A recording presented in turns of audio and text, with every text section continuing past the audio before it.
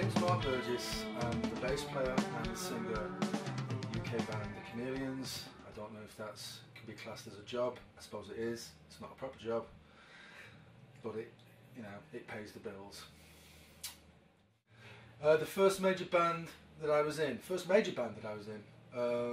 was The Chameleons. I was playing in a punk band called The Clichés, and Dave and Reg, who I went to school with, had a band of their own, and they saw me playing The Chameleons and immediately wanted to form a new group, which we did, and that became The Chameleons. Within 6 months of that, we were on John Peel, and then our lives changed. So that was the first major band that I was in. And initially it was just me and Dave Fielding and Reg Smithers, and we had a session drummer for the Peel session that we hired called Brian Schofield. But then when things took off, we needed a permanent drummer, so we auditioned. That would be about 1982, early 82. And that's when John turned up. Then we met John, and that's when that became the settled lineup of The Chameleons. First major album release was actually on an independent label called Static Records. We were with CBS initially, and then when we told them we wanted to do the album at Abbey Road, they fired us. And we ended up on Static Records, a little indie label in London, and that was who we made Script to the Bridge for. Where did the title Script to the Bridge come from? It came from something a friend of ours said one night. We were all on acid, wandering around the North Manchester countryside, and we crossed a motorway bridge, and we were all tripping out of our skulls, and my friend Ken, I don't think he'd done acid before, it might have been his first time, I think it was, and he was just goggle-eyed looking at all the traffic that was going underneath this bridge. It was kind of like a Steven Spielberg movie for lighting, and he just turned around to us and said, what's the script of this bridge? And told me just what the script of the bridge, and I wrote it down in a notebook. So when we wanted a title for the album, that's where I looked at my notebook and I saw that and I thought, perfect. What is the album Script of the Bridge about? It's about pretty much what every song I've ever written is about, in one form or another, and that's alienation. I mean, there are some direct themes on Script to the Bridge that deal with, direct themes like violence, for example.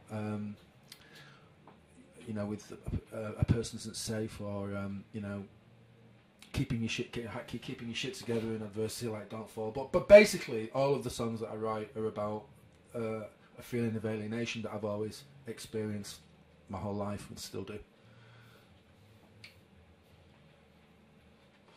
My favourite song from the album Script of the Bridge? Wow, that's a difficult one, because I personally think they're all very different from each other. So it really depends on what mood I'm in. Sometimes it can be Don't Fall, sometimes it can be Up the Down Escalator. I think probably Up the Down Escalator is my favourite of the more rocky kind of songs. I think I'm most proud of View from a Hill because I think it's a really accomplished piece of writing that was very untypical of a band like us at that time, and I think it showed a completely different side of us. It showed that we could craft, really good music, rather than just write good like 4/4 rock songs. So I would say it's between those two really. But I mean, it depends what mood. I mean, sometimes like recently we started playing As High as You Can Go, and I just thought, what a great song that is. It all depends. What other albums followed Script to the Bridge? Well, we did What Does Anything Mean, basically, which I didn't enjoy. It was more of we only made it to get out of a contract. We were with this label and we were wrangling with them for such a long time, and then in the end, some people came in and negotiated on our behalf, and they said, well, if they give us another record, we'll let them go. So we gave them that. So that's the reason why there's a lot of really quite old songs on it. I think there's only like a couple of songs on that record that were recent, to the time. The rest of them were songs that didn't make Script to the Bridge for one reason or another, because we didn't want to give him too many new songs. So that was Anything Mean, basically. And then we signed to Geffen and we did Strange Times, which I personally enjoyed. I thought it was the best writing that I'd turned in for the band,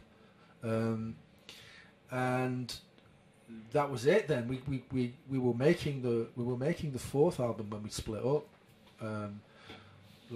Denims and Curls, Is It Any Wonder, The Healer, they were all for this fourth album, and we split up, so a lot of the ideas that we were working on then ended up on the Reeves record. And then we came back together and made Why Call It Anything in 2000. So that was the Chameleons record. I've made a lot of albums in between. I mean, not a lot, but I've made quite a few albums in between on my own and with other people. I did a kind of an acoustic kind of record called Zima Junction, which seems to go down very well. I did an album for Steve Harrison at Dead Good Records with Paradigming, which is the first time I wrote with. First time I didn't write with Eve. The first time I worked with Eve. Eve was the producer, although he's credited as a songwriter. That was, he didn't actually write it. The songs were written already, but he had such a massive input. I included him on the songwriting credits. And then I did the Invincible record with Eve, which I really love, which hardly anybody's got, because only a few hundred went out, I think. Yeah, so I've done a few records. So. I think the first one, because I think Script to the Bridge, because it was the first album, and we were making an album, and we were making an LP, as we used to call them in those days. And we're like, wow, we're making an LP. We really, really got into it, and everyone was getting on really well. It was an exciting thing to do, even though. And I think a brave thing to do, because our single was produced by Steve Lillywhite, and then we ended up leaving CBS. Steve didn't want to do it. He wanted to do a War album for U2 instead. So we were doing it. None of the producers that we met impressed us. They all wanted to cut the songs down and make them into like 3 or 4 minute tunes, and we said no to all that, and we ended up producing it ourselves. And I think. That's why I'm really proud of it, because it was a brave thing to do after all the attention that In Shred's got and stuff and nostalgia, to go and produce it ourselves in Cargo, and we had such a great time making it, and the ideas were flooding into that record, and we were just really proud of it. So I think the first one's probably my favourite. Why did the Chameleons break up? Why does any relationship break up? There are a whole myriad of reasons why relationships. Break up. We'd been together for, we'd been friends from school, so we'd known each other for many, many years. Me, Dave and Reg anyway. John was a bit later. But it was just, I think, we were just becoming different people and into different things, and we started to bicker a lot. And Tony Fletcher held it all together. He was kind of our manager. He wasn't officially our manager, but unofficially he was our manager, and he kind of kept it all together. But when he died, it created a lot of tension and a lot of fracture. I wanted to, I was very keen to get the band into places that I felt would help us evolve and move forward. And Dave in particular didn't want to do that. He just wanted to stay around Manchester, which is fair enough, So it was just a whole myriad of tensions that happens in relationships, in marriages and whatever.